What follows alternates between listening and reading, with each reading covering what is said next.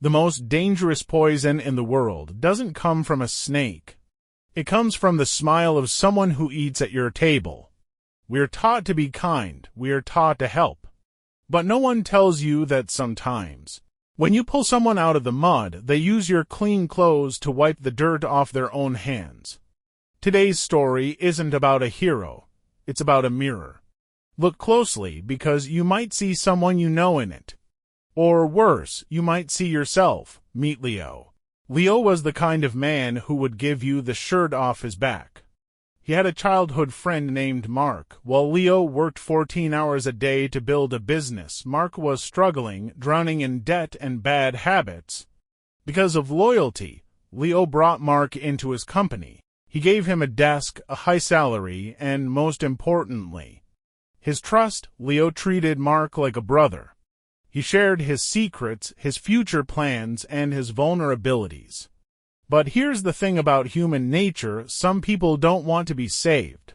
They just want to be equal to you without doing the work.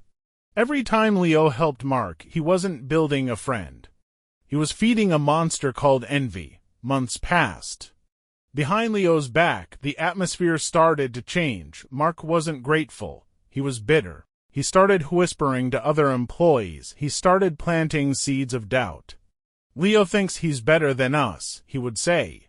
He's only successful because he's lucky. While Leo was busy celebrating their shared success, Mark was in the shadows, waiting for one moment of weakness. One night, Leo left his laptop unlocked. A project worth millions, the work of 5 years, was sitting there. Mark didn't hesitate. He didn't think about the rent Leo paid for him or the times Leo saved his life. He saw a chance to destroy the man who shamed him with kindness. The next morning, the project was gone, sold to a rival firm for a fraction of its value. Leo's company collapsed in 24 hours. When Leo finally found Mark, he didn't scream. He didn't fight. He just asked, "Why?" Mark looked at him with eyes colder than ice and said, "Because I hated the way you looked at me. I hated being the one who needed help.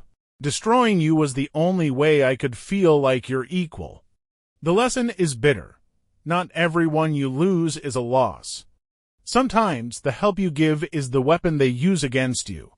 Stop being a hero to people who aren't even willing to be humans. Watch your circle. Because the closer the person, the shorter the distance for the knife to travel. This is Bright Motivo. If this hit home, stay tuned. The truth is never easy.